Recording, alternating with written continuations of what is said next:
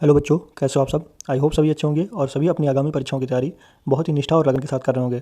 तो इस वीडियो में हम पढ़ने जा रहे हैं डीएलएड प्रथम सेमेस्टर का बाल विकास और सीखने की प्रक्रिया, जो कि प्रथम प्रश्न पत्र है। उसका ये भाग 2 है। अगर भाग पहला देखना है आपको तो मैं वीडियो के डिस्क्रिप्शन में लिंक डाल दूंगा, आप वहाँ से जाके भाग 1 भी देख सकते हैं, या तो आप चैनल के प्लेलिस्ट में जाके वहाँ से आप पिछला वीडियो देख सकते हैं। तो अगर आप इस चैनल पर पहली बार आए हैं तो चैनल को सब्सक्राइब करना बिल्कुल मत भूलिएगा। तो चलिए बच्चों, देरी न करते हुए वीडियो को शुरू करते हैं। यह बहुविकल्पी प्रश्नों की सीरीज है। अगर आपको 50 से पहले के क्वेश्चन देखने हैं तो पार्ट 1 पे जाके देख लीजिएगा। पार्ट 2 है ये इस वीडियो का। इसमें हम 51 से लेके आगे के महत्वपूर्ण क्वेश्चन को करवाएंगे आपके लिए। तो इसमें हम देखते हैं 51 नंबर क्वेश्चन क्या है।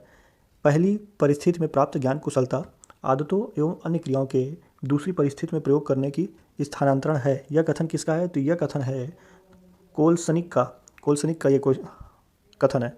अगला क्वेश्चन देखेंगे, समान तत्वों के सिद्धांत के प्रतिपादक हैं। तो समान तत्वों के सिद्धांत के प्रतिपादक जो हैं थार्नडाइक हैं। ठीक।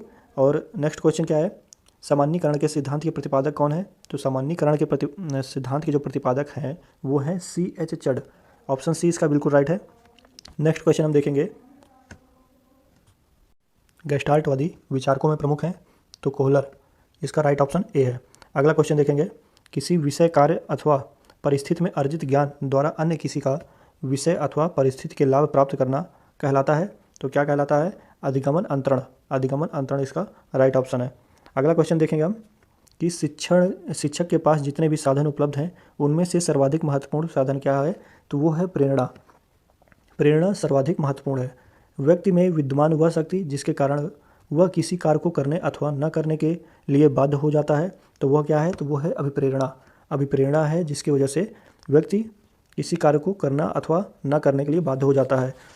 किसी दूसरी वस्तु की अपेक्षा एक ही वस्तु पर चेतना का केंद्रीकरण अवधान है। तो केंद्रीकरण अवधान यह कथन किसने दिया था? तो यह कथन दिया था वुडवर्थ का। ठीक, वुडवर्थ ने यह कथन दिया था कि किसी दूसरी वस्तु की अपेक्षा एक ही वस्तु पर चेतना का केंद्रीकरण अवधान है। नेक्स्ट क्वेश्चन देखेंगे हम। तो नेक्स्ट क्वेश्चन है, अभिरुचि गुप्त अवधान है, अवधान अभिरुचि है। तो ये जो गोल गोल घुमाने का काम है ये किसने किया है? तो ये मैकडूगल, जो मैकडूगल थे मनोवैज्ञानिक, ये उनका कथन था कि अभिरुचि गुप्त अवधान है और गुप्त अवधान अभिरुचि है। ठीक, इस तरह बातों को सर्कल किया है। तो किसने किया है? मैकडूगल ने। फिर अगला क्वेश्चन देखेंगे कि विभिन्न तथ्यों के बीच किसी एक ही तथ्य पर मन को एकाग्र किए रहना कहलाता है। क्या कहलाता है?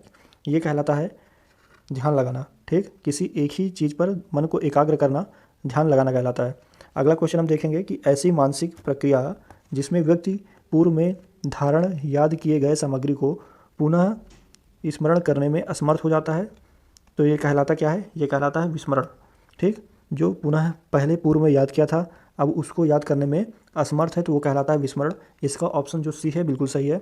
अगला क्वेश्चन देखेंगे कि सांख्यिकी गणना का विज्ञान है। यह परिभाषा किसने दी थी? तो यह परिभाषा दी थी बाउले ने। सांख्यिकी गणना की परिभाषा जो थी उसको दिया था बाउले ने। ठीक, नेक्स्ट क्वेश्चन देखेंगे, सांख्यिकी की जन्मदाता किन्हें कहा जाता है? तो सांख्यिकी के जन्मदाता को कहा जाता है वो है आकेनवाल। आकेनवाल को सांख्यिकी के जन्मदाता कहा जाता है। समांतर माध्य का प्रतीक है। तो समांतर माध्य का जो प्रतीक है वो होता है एक्स बार। एक्स बार को हम समांतर माध्य का प्रतीक कहते हैं। सीमांत मूल्यों का सर्वाधिक प्रभाव पड़ता है। तो जब सीमांत मूल्यों का सर्वाधिक प्रभाव पड़ता है वह होता है समांतर माध्य पर। समांतर माध्य पर सीमांत मूल्यों का सर्वाधिक प्रभाव पड़ता है। नेक्स्ट क्वेश्चन देखेंगे बच्चों कि 24 ये गलत है, यहाँ नहीं लिखना चाहिए। कौन सा माध्य स्थिति माध्य है? तो कौन सा माध्य स्थिति माध्य है? तो वो है समांतर माध्य स्थिति माध्य है। ठीक, श्रेणी में बहुलक की आवृत्ति होती है। तो श्रेणी में जब बहुलक की आवृत्ति होती है तो बहुलक की आवृत्ति श्रेणी में सबसे अधिक बार होती है। ठीक, बहुलक का मतलब ये होता है जिसकी आवृत्ति सर्वाधिक बार हो।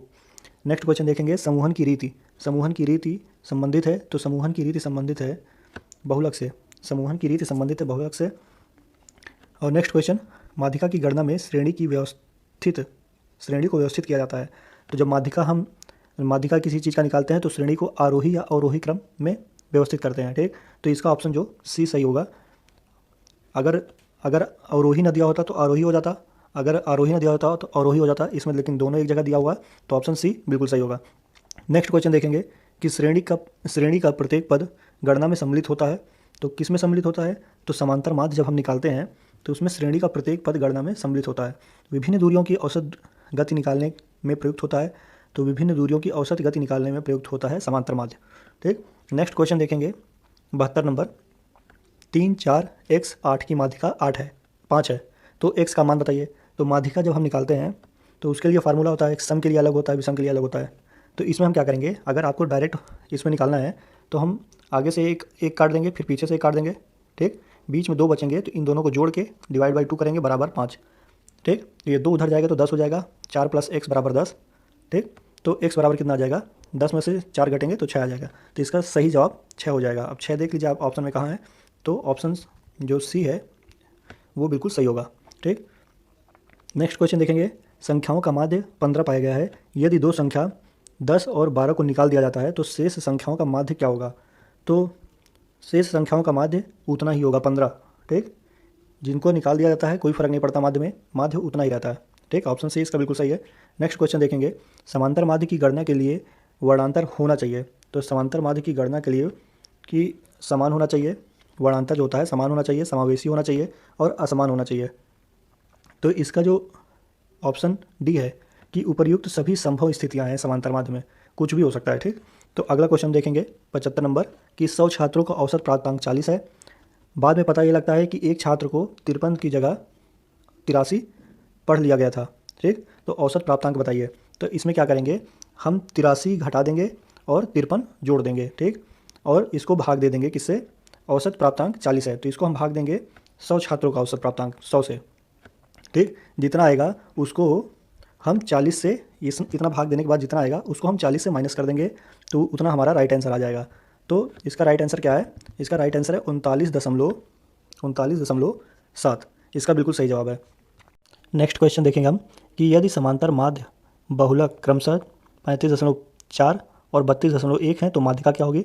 तो इसमें हम एक फार्मूला है उसको याद कर लेंगे तो उससे ये निकल आएगा। इसका फार्मूला क्या होता है, बहुलक बराबर 3 गुणे माध्यिका माइनस 2 गुणे माध्य। ये अगर आप लगा देंगे तो आपका ये सवाल हल हो जाएगा। क्या होता है फार्मूला, बहुलक बराबर 3 गुणे माध्यिका माइनस 2 गुणे माध्य। तो इसका राइट आंसर क्या हो जाएगा, इसका राइट आंसर होगा 34.3, ठीक। नेक्स्ट क्वेश्चन आप देखेंगे कि किसी माध्य की गणना में श्रेणी का प्रत्येक मूल्य सम्मिलित नहीं होता है। तो कौन सी ऐसी गणना है जिसमें श्रेणी का प्रत्येक जो मूल्य होता है सम्मिलित नहीं होता है। तो बहुलक, बहुलक में देखेंगे जिसकी आवृत्ति सर्वाधिक बार होती है वो बहुलक होता है, तो उसमें सभी चीज़ सम्मिलित नहीं होती ना। नेक्स्ट क्वेश्चन देखेंगे कि औसत गति चालन वेग आदि की गणना में प्रयुक्त होता है। तो हरात्मक माध्य की गणना में औसत गति चालन और वेग सभी प्रयुक्त होते हैं, ठीक। नेक्स्ट क्वेश्चन देखेंगे 79 नंबर। तो इसमें क्या है कि निम्नलिखित आकार का बहुलक ज्ञात कीजिए। इसमें बहुलक देखना है जिसकी आवृत्ति सर्वाधिक बार हुई होगी वही बहुलक होगा। तो इसमें देखेंगे कौन किसकी आवृत्ति सर्वाधिक बार हुई है। तो 3 कितनी बार आया है, 3 एक बार आया है। 4 कितनी बार आया है, 4 भी एक बार आया है। 6 देखेंगे, 6 3 बार आया है। तो मुझे लग रहा है हाँ 6 इसका राइट आंसर होगा, 6 सर्वाधिक बार आया है। अगला क्वेश्चन देखेंगे 80 नंबर, कौन सा कथन सत्य है। केवल माध्यिका स्थित माध्य है, केवल बहुलक स्थित माध्य है, कि माध्यिका और बहुलक दोनों स्थित माध्य नहीं है, कि माध्यिका और बहुलक दोनों स्थित माध्य नहीं है। देखिए दोनों एक सेम टाइप के आ गए हैं। तो इसका जो ऑप्शन है सी और डी दोनों सही है, ठीक। सी और डी बिल्कुल सही है इसके दोनों। अगला क्वेश्चन हम देखेंगे। अगला क्वेश्चन क्या है कि पदों के योग में पदों की संख्या से भाग देने पर प्राप्त होता है। तो ये आप लोग बचपन से पढ़ते आ रहे हैं कि माध्य बराबर क्या होता है, माध्य को हम औसत भी कहते हैं। औसत बराबर क्या होता है, कुल पदों का योग बटे कुल पदों की संख्या, है ना, वही ये कहना चाह रहा है यहाँ पर। अगला क्वेश्चन देखेंगे कि बुद्ध के द्विकारक सिद्धांत। द्विकारक से आपको हमने याद कराया था कि स्पीयरमैन, है ना, द्विकारक से हमने आपको पिछली वीडियो में याद कराया था कि द्विकारक स्पीयरमैन ने दिया था। फिर किशोरावस्था को किस विद्वान ने उथल पुथल। तो उथल पुथल से हमने याद कराया था कि आपके हॉल में जो सिनेमा हॉल होते हैं उसमें लोगों की उथल पुथल ज़्यादा रहती है ना, तो इस तरह करके हमने इसको याद कराया था आपको। तो हम आपको ट्रिक भी बीच बीच में बताते जा रहे हैं। अगला क्वेश्चन देखेंगे हम कि अनुवांशिक का वाहक होता है। तो अनुवांशिक का वाहक जैसा कि आप लोगों को पता है जीन्स अनुवांशिकता के जो वाहक होते हैं। नेक्स्ट क्वेश्चन देखेंगे 85 नंबर कि कौन सा परीक्षण व्यक्तित्व का मापन करता है। तो TAT, जो TAT होता है वो व्यक्तित्व का मापन करता है। नेक्स्ट क्वेश्चन देखेंगे कि एक ऐसी मानसिक प्रक्रिया जिसमें बालक व्यक्ति किसी नए परिस्थिति का सामना करने अथवा किसी समस्या का समाधान करने में अपने पूर्व अनुभव का प्रयोग करता है तो क्या कहलाता है। या पूर्व अनुभव का प्रयोग कर रहा है तो मतलब वो चिंतन कर रहा है, ठीक। ऑप्शन डी इसका बिल्कुल सही होगा। नेक्स्ट क्वेश्चन देखेंगे, वह मानवीय योग्यता जिसके द्वारा व्यक्ति किसी नवीन रचना या विचार का प्रस्तुत करता है। तो मानवीय योग्यता जिसके द्वारा व्यक्ति किसी नवीन रचना और विचार को प्रस्तुत करता है तो उसे क्या कहते हैं, क्रिएटिविटी, जिसे सृजनात्मकता कहते हैं हिंदी में। अगला क्वेश्चन देखेंगे, कोहलर ने अपने जो सीखने के सिद्धांत का प्रतिपादन किया था किसके ऊपर प्रयोग करते हुए किया था? तो वो कोहलर ने अपना जो सूझ का सिद्धांत था वो वनमानुष के ऊपर प्रयोग करते हुए दिया था। अगला क्वेश्चन देखेंगे, अभ्यास और अनुभव के द्वारा व्यवहार में होने वाला परिवर्तन क्या कहलाता है? तो अभ्यास और अनुभव से आदमी क्या करता है? सीखता है, अधिगम करता है। ठीक, अधिगम को हिंदी में सीखना भी कहते हैं। नेक्स्ट क्वेश्चन क्या है कि किसी विषय, कार्य अथवा परिस्थिति में अर्जित ज्ञान द्वारा अन्य किसी कार्य, विषय अथवा परिस्थिति के लाभ प्राप्त होना क्या कहलाता है? तो किसी विषय, कार्य, परिस्थिति से अर्जित ज्ञान, किसी कार्य, विषय अथवा परिस्थिति में लाभ प्राप्त करना, ये क्या कहता है कि अधिगम अंतरण कहलाता है। मतलब हम जो किए थे पहले उससे सीख के किसी चीज़ में उसको इम्प्लीमेंट किया और हमें उससे बेनिफिट मिला, तो ये क्या होता है? ये अधिगम अंतरण होता है। मतलब हम सीख के उसका प्रयोग कर रहे हैं। ठीक, नेक्स्ट क्वेश्चन देखेंगे 91 नंबर, कि व्यक्ति में विद्यमान वह शक्ति जिसके कारण वह किसी कार्य को करने अथवा न करने के लिए बाध्य हो जाता है। तो अभी इससे थोड़ी देर पहले भी हमने क्वेश्चन किया है, देखें बार बार वही क्वेश्चन रिपीट होते हैं। वो आपके अभी प्रथम सेमेस्टर में भी रिपीट होंगे, फिर टेट में भी रिपीट होंगे, सुपर टेट तक ये रिपीट होता है CDP। ठीक, तो इसका जो राइट आंसर है वो क्या है? अभिप्रेरणा। ठीक, अभिप्रेरणा इसका बिल्कुल राइट आंसर है। आप लोग क्या करिएगा, आप लोग जब वीडियो देखिएगा तो वीडियो के साथ साथ नीचे आप कमेंट बॉक्स पे इनके कमेंट करते जाइएगा कौन से क्वेश्चन का कौन सा आंसर राइट है आपके हिसाब से, तो उससे पता चलेगा कि आपकी तैयारी कितनी हो रखी है। ठीक, नेक्स्ट क्वेश्चन देखेंगे कि ऐसी मानसिक प्रक्रिया जिसमें व्यक्ति पूर्व में धारण याद किए सामग्री को पुनः स्मरण करने में असमर्थ रहता है, मतलब पुरानी चीज़ें याद नहीं कर पाता, तो उसमें क्या है? इसका आंसर जो होगा विस्मरण होगा। ठीक, आंसर C इसका बिल्कुल राइट आंसर होगा। नेक्स्ट क्वेश्चन देखेंगे कि विभिन्न तथ्यों के बीच किसी एक ही तथ्य पर मन को एकाग्र किए रहना क्या कहलाता है?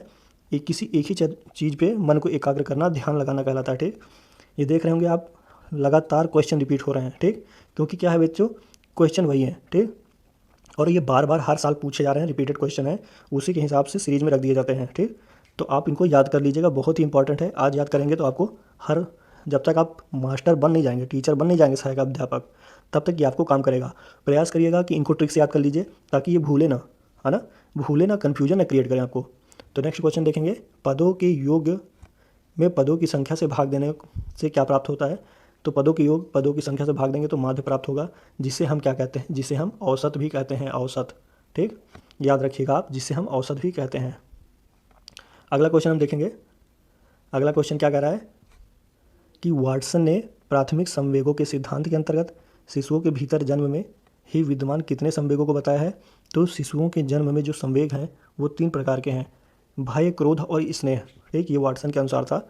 और बाल विकास के अंतर्गत शैशवावस्था की आयु कितनी होती है? तो बाल विकास के अंतर्गत शैशवावस्था की आयु जो होती है जन्म से 5 वर्ष तक होती है। जन्म के समय शिशुओं के भीतर कितने प्रकार के संवेग होते हैं? अभी हमने ऊपर पढ़ा वाटसन के अनुसार 3 संवेग। तो संवेग जब शिशु पैदा होता है तो उसके अंदर 3 संवेग होते हैं। ठीक, तो इसका ऑप्शन C बिल्कुल राइट है। अगला क्वेश्चन देखेंगे कि बुद्धि में बहुकारक सिद्धांत का प्रतिपादक किसने किया? तो बुद्धि के बहुकारक सिद्धांत था जिसका प्रतिपादक थार्नडाइक ने किया था। अगला क्वेश्चन देखेंगे कि बालक के संज्ञानात्मक विकास के अंतर्गत जीन पियाजे ने कितने नियमों को, प्रक्रियाओं का वर्णन किया है? तो जीन पियाजे ने जो 3 प्रकार के नियमों का वर्णन किया है। नेक्स्ट क्वेश्चन है आपका, इस सामान्य बौद्धिक स्तर के बालकों की बुद्धिलब्धि IQ जो होता है कितना होता है? तो IQ उनका 90 से 109 के बीच वैरी करता है। ठीक, अगर यहीं पूछ लिया जाए कि जो विशिष्ट बालक होते हैं उनका कितना होता है, तो 140 के अप्रॉक्स होता है। ठीक, तो आगे हम देखेंगे नेक्स्ट क्वेश्चन, व्यक्तित्व परीक्षण के लिए प्रयुक्त होने वाली TAT जो परीक्षण था जिसमें पर्सनालिटी चेक करते हैं, परीक्षण के निर्माण किसने किया? तो ये बहुत ही इंपॉर्टेंट है, इसको क्या लिख लीजिएगा आप लोग, इंपॉर्टेंट। ये बहुत ही बार पूछा गया, एक नहीं, 2 नहीं, कम से कम 20 बार पूछ चुके हैं। तो मरे और मॉर्गन ने ये जो TAT का परीक्षण है इसका निर्माण किया था इन्होंने। नेक्स्ट क्वेश्चन देखेंगे हम, 102वां नंबर जो है, बालक के केंद्रक न्यूक्लियक में समानता कितने गुणसूत्र होते हैं? तो न्यूक्लियक में समानता 46 गुणसूत्र होते हैं। अगला क्वेश्चन, निम्नलिखित में से कौन सा चिंतन में प्रयुक्त होने वाले सामग्री के अंतर्गत नहीं आता? तो चिंतन में प्रयोग होने वाले सामग्री के अंतर्गत पदार्थ नहीं आता, बाकी प्रत्यय आता है, प्रतिमा आता है, संवेदना आता है। ठीक, तो अगर अब पूछ लिया जाए कि चिंतन में प्रयुक्त होने वाले सामग्री के अंतर्गत कौन कौन आते हैं, तब आपके ये सभी राइट आंसर होंगे, प्रत्यय, संवेदना और प्रतिभा। ठीक, नेक्स्ट क्वेश्चन आप देखेंगे तो पूछ रहा है, बालक के कोषों और पेशियों के समय के साथ साथ होने वाला वह परिवर्तन जिसके कारण वह निश्चित समय पर भी कोई कार्य करने के योग्य होता है क्या कहलाता है? तो वो कहलाता है परिपक्वता। ठीक, नेक्स्ट क्वेश्चन देखेंगे, जब बालक स्वयं परीक्षण करता है और नए कार्यों को अपने अनुभवों और आधार पर सीखता है तो वह अधिगम कौन सी विधि होती है? तो वह होती है परीक्षण करके सीखना। ठीक, जिसको किसने दिया था? फ्रोबेल ने। हमने कल आपको बताया था कि लड़का घंटी बजा के ही सीखता है। ठीक, फ्रोबेल ने इस सिद्धांत को दिया था। अगला क्वेश्चन हम देखेंगे कि पावलोव ने सीखने संबंधित अपने सिद्धांत का प्रतिपादन किसके ऊपर किया था? पावलोव, आपको पता होगा, कुत्ता, घंटी और भोजन। ठीक, ये सिद्धांत तो पावलोव ने किसके ऊपर किया था? कुत्ते के ऊपर किया था। ठीक, आप इस तरह करके इजीली सीख सकते हैं। अगर ये वीडियो देख रहे हैं आप, तो आप बहुत ही सौभाग्यशाली हैं कि आपने इस चैनल पे ये वीडियो देखा है। आपको बहुत ही क्वेश्चन हम ऐसे ही करके याद करा देंगे। ठीक, तो पावलोव ने किसके ऊपर किया था? कुत्ते के ऊपर ये किया था। नेक्स्ट क्वेश्चन देखेंगे, थॉर्नडाइक ने अपने सीखने के सिद्धांत के अंतर्गत कितने नियमों का चर्चा किया है? तो 3 से 4 बार हो गया। आपने देखा है कि थॉर्नडाइक ने 3 प्रकार के जो नियमों का चर्चा किया है। नेक्स्ट क्वेश्चन देखेंगे, निम्नलिखित में से कौन सा अर्जित अभिप्रेरणा के अंतर्गत आता है? अर्जित अभिप्रेरणा मतलब हमने जो अर्जित किया है, तो प्रतिष्ठा हम पैदा करके नहीं बना लेते हैं, प्रतिष्ठा हम धीरे धीरे अर्जित करते हैं। नेक्स्ट क्वेश्चन देखेंगे, सीखी गई सामग्री को पुनः स्मरण करने में असफलता फिर से रिपीट हुआ, तो ये क्या होता है? विस्मरण। ठीक, ये सब आपको बिल्कुल रट जाने चाहिए, जैसा मैं करा रहा हूँ आपको बिल्कुल रट जाने चाहिए और गलत होने के इसमें मौका ही मत दीजिएगा। ठीक, नेक्स्ट क्वेश्चन देखते हैं 110 नंबर कि किसी अवर्गीकृत प्रदत्त में सबसे अधिक बार आने वाली संख्या क्या कहलाती है?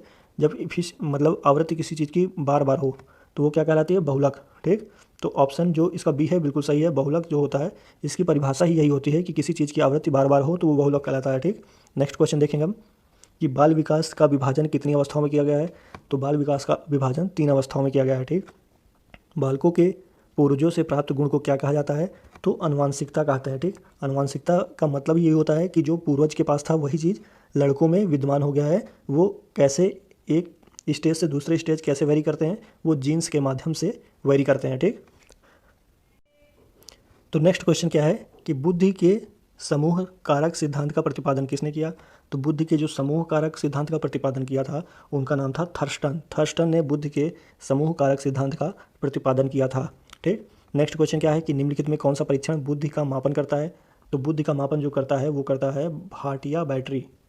भाटिया बैटरी बुद्धि का मापन करता है। नेक्स्ट क्या है, जीन पियाजे द्वारा बालक के संज्ञानात्मक विकास का वर्णन कितनी अवस्थाओं में किया गया था? तो जीन पियाजे ने बालकों के संज्ञानात्मक विकास का वर्णन 4 अवस्थाओं में किया था। ठीक, याद रखिएगा, जीन पियाजे ने 4 अवस्थाओं में बालकों के संज्ञानात्मक विकास का वर्णन किया था। नेक्स्ट क्वेश्चन क्या है कि वह मानवीय जिसके आधार पर वह किसी नवीन रचना या विचार को प्रस्तुत करता है तो वह कहलाता है, क्या कहलाता है? सृजनात्मकता, क्रिएटिविटी कराता है। ठीक, नेक्स्ट क्वेश्चन देखेंगे, व्यक्ति का संपूर्ण व्यवहार प्रतिमान जो किसी समस्त विशेषताओं की योग को व्यक्त करता है वो क्या कहलाता है? वो कहलाता है व्यक्तित्व। ठीक, पर्सनालिटी ही उसकी कहलाती है। ठीक, व्यक्ति का संपूर्ण व्यवहार, जो व्यवहार करेगा वो उसकी पर्सनालिटी ही तो है एक। ठीक, नेक्स्ट क्वेश्चन देखेंगे 118 नंबर, TAT। अभी हमने पहले भी पढ़ा है इसको, TAT के बारे में। तो व्यक्तित्व परीक्षण का निर्माण किसने किया? देखिए फिर से रिपीट हुआ ये TAT, इसके ये बहुत ही इंपॉर्टेंट है, ये बार बार रिपीट होता है। ठीक, तो TAT जो व्यक्तित्व परीक्षण का निर्माण है उसको किया है मरे तथा मॉर्गन ने। ठीक, ऑप्शन डी इसका बिल्कुल राइट है। नेक्स्ट क्वेश्चन देखेंगे कि अनुभव एवं प्रशिक्षण के कारण व्यवहार में होने वाला परिवर्तन क्या कहलाता है? तो यह व्यवहार में परिवर्तन जो होता है अनुभव और प्रशिक्षण के कारण उसे हम कहते हैं अधिगम। मतलब अनुभव से और प्रशिक्षण से लड़का सीखता है तो उसे हम कहते हैं अधिगम, सीखने को अधिगम भी कहते हैं। ठीक, 120 नंबर क्वेश्चन क्या है कि बालक के कोषों एवं पेशियों में समय के साथ होने वाला परिवर्तन किसके कारण वह एक निश्चित समय पर कोई कार्य कर सकता है, यह क्या कहलाता है? तो यह कहलाता है परिपक्वता। ठीक, तो बच्चों इस पार्ट में हम यहीं तक रखेंगे क्वेश्चन 120 तक। बाकी के जो आगे होंगे वो नेक्स्ट पार्ट में आपको देखने को मिल जाएगा। तो वीडियो अगर आपको अच्छा लगा हो तो वीडियो को लाइक करें, वीडियो को शेयर करें तथा चैनल को सब्सक्राइब करना बिल्कुल मत भूलें। और हाँ, अगर आपने प्रीवियस जो पार्ट है वो नहीं देखा है तो मैं वीडियो के डिस्क्रिप्शन में उसका लिंक डाल दूंगा, या तो उसको हम यहाँ पर आई बटन पर शो कर दूँगा। ठीक, तो बच्चों मैं वीडियो को यहीं समाप्त करता हूँ। धन्यवाद।